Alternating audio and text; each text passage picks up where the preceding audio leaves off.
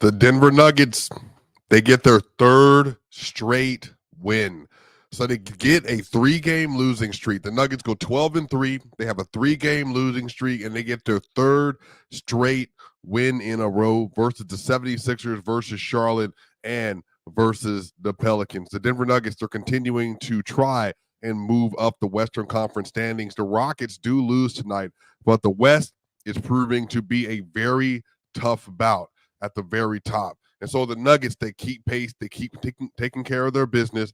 The Nuggets are now, I believe, they're 16-6 in their last 22 games, if I remember correctly. The Nuggets are playing really well. They're a game and a half out of the 3 seed. They're 3 games back behind the Grizzlies for the 2 seed, and they currently have a game and a half lead over the LA Lakers as well. So the Nuggets, they're streaking. They're taking care of business. They got to keep winning games, but you like what you're seeing from your Denver Nuggets.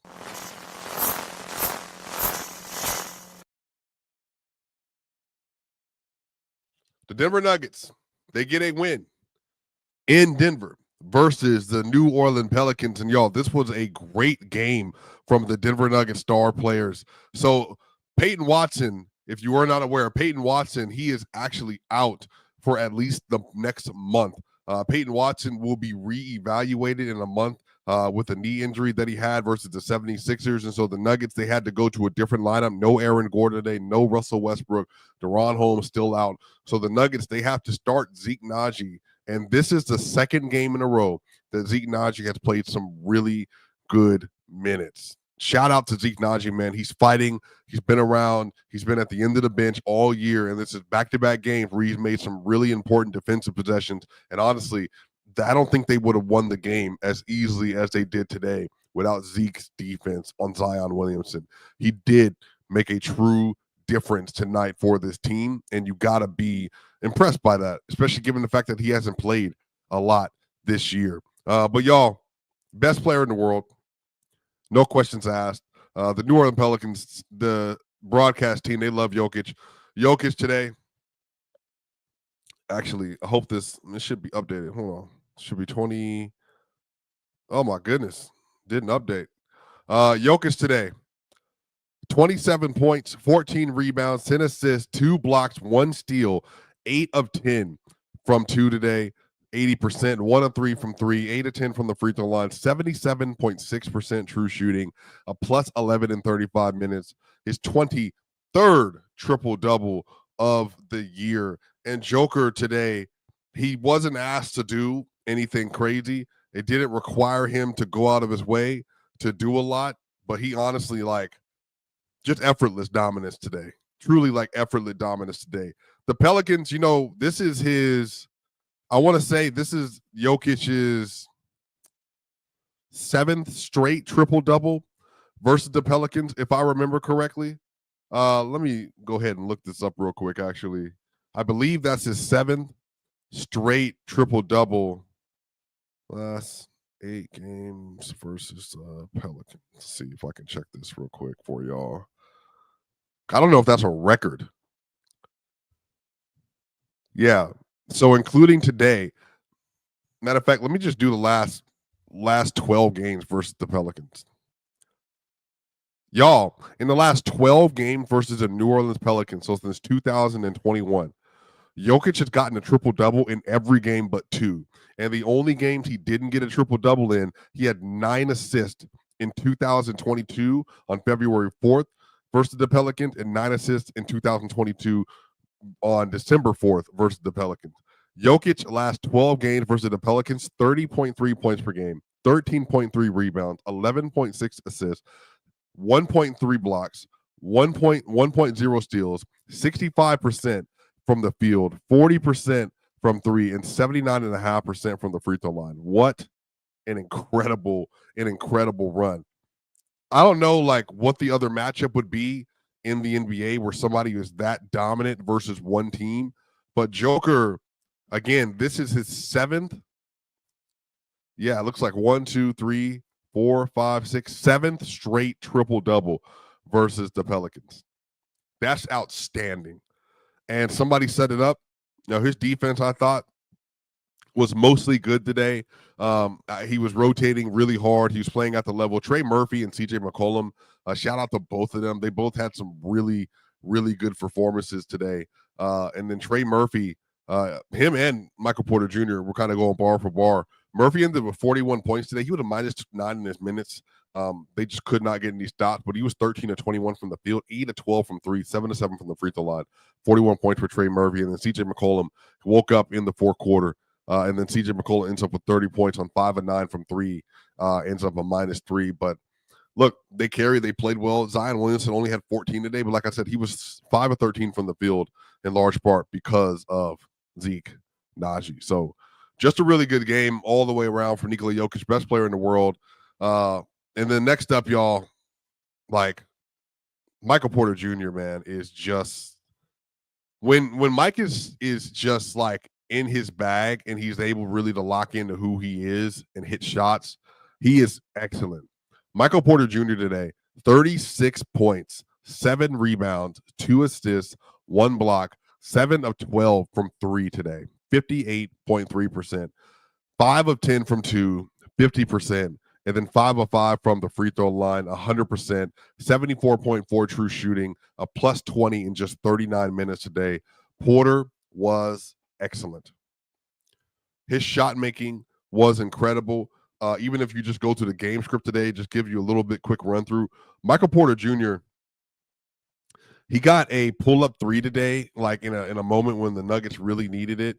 He really helped them to kind of turn the tide and stabilize when the team was really struggling just to get buckets and just continue to get good scores in this game. Michael Porter Jr., first quarter had 11 points, really efficient quarter from Porter. He was hitting a lot of really good shots. He got an offensive rebound for his first 2, had a dunk that he put back into the glass off of a missed shot by Christian Brown. Again, he was everywhere. He was running around on the court. He ran a ghost screen for Jamal Murray. Jamal Murray threw a ball behind his back. Porter hit a 3.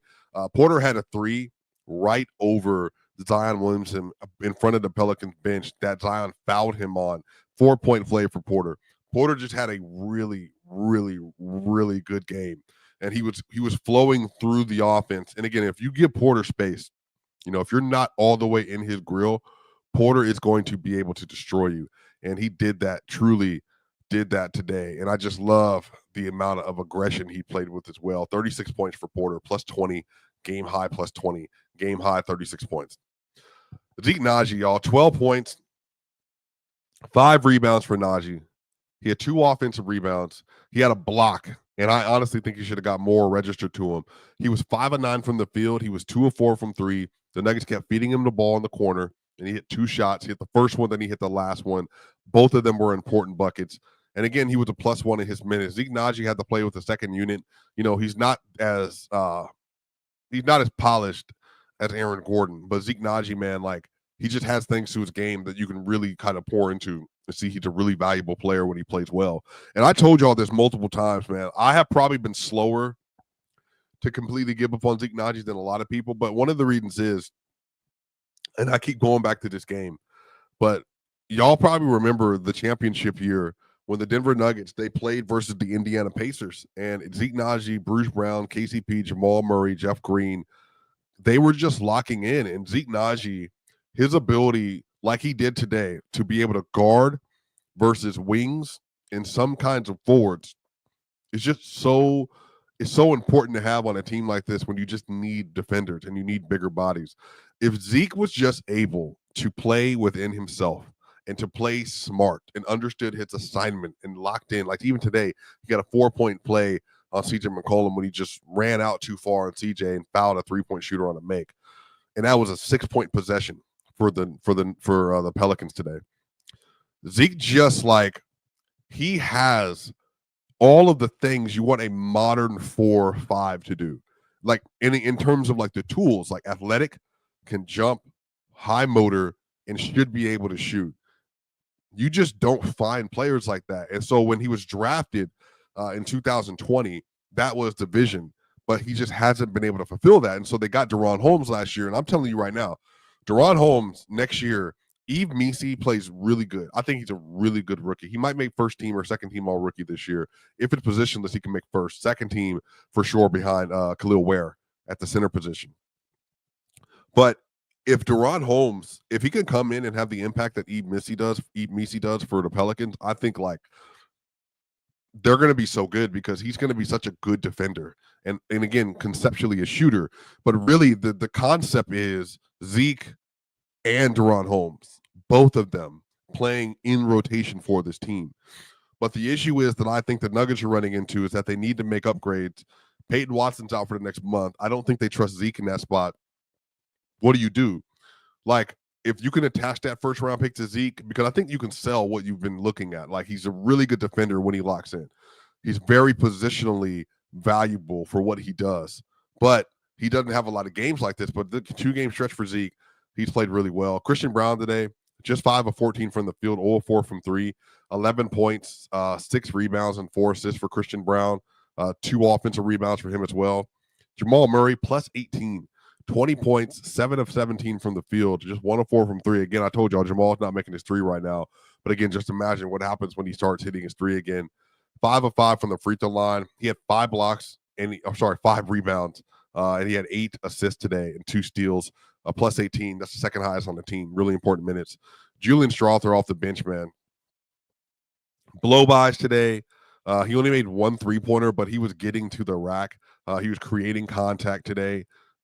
Really good minutes for him. He was a plus 9 off the bench, 15 points for him with 2 steals, 2 assists, and 3 rebounds, 6 of 10 from the field in 23 minutes. I really love how Julian Strawther is becoming more of himself on this team. I really like what he has to bring to the table with them, man. Like, he's such a good offensive option to have as a floor spacer, but also he can put the ball on the court and then he can get to the rack and those floaters that he has. Like, and on top of that, too, I want to give him credit, man. He's been getting a lot better at that weak side of rotation defense that the Nuggets like to deploy when they play at the level. Hunter Tyson, 8 minutes today, didn't score. He was a plus 2. He got 2 rebounds today. Did get a block as well. Really important defensive play. Jalen Pickett got 12 minutes today. He was 0-4 from the field, but I think he played good defense when they tried to switch on to him. He did have 2 assists and a steal and a rebound. DeAndre Jordan today was a plus 1 in his minutes, 4 points, had a great oop from Jamal Murray, 2 of 3 from the field, 3 rebounds today for DeAndre Jordan. And again, plus 1 in the minutes without Jokic. You love to see it. The Nuggets win the game by 12. Jokic wins his minutes by 11. DJ wins his minutes by 1. You just love to see that. Barn Out Project. Dario for a cheap defender. Leave the rest alone. Again, if you can convince a team, to take $5 million this year and $5 million next year in a player option, why not? But that's the thing. I think they're going to have to attach either pick swaps or that first round pick. And I would try to see if I can get a real, like, legitimate, like, player on the roster, like a 7th starter level player type of thing. Like, you got like Russ value, because I just think they're going to need another guy, another body on this roster. But I don't know exactly who that would be, Barnout Project. But they definitely are going to need another player, 100%. But again, tonight, the Booth concept worked. All the Booth boys played. They contribute to a win, granted, versus a really bad team that's injured as well. But on the other side of this, too, you're getting a chance to watch even Michael Porter Jr. just have another really good game. And I think these games are important because, again, you just want to try to find ways to continue to build momentum as the season goes on. And the Nuggets, they play the Pelicans again on Wednesday in Denver, and then they play the Orlando Magic again in Denver on Thursday, and then they play the Suns in Phoenix on Saturday, and then they have a game versus the Portland Trail Blazers, who are winning a lot of games as of late, on the 10th and on the 12th. So all of these games are going to be winnable, and I would dare to imagine the Nuggets are going to be favored in all these games. So again, I don't want to assume, like, you don't want to assume they will win these games, but I think for the Nuggets, for the standings, I think you want to do it. Like, they're 31-19. They beat the Pelicans again. They're 32-19. They beat the Magic, who are undermanned. They're 33-19. And then you got the Suns, who's just going to be a tough game because it's playing in Phoenix. It's always a tough game. And then you got the Blazers. Like,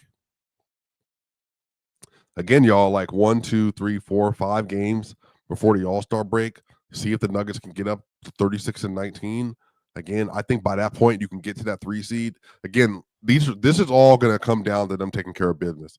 Like they lose right now, they're a game and a half, y'all.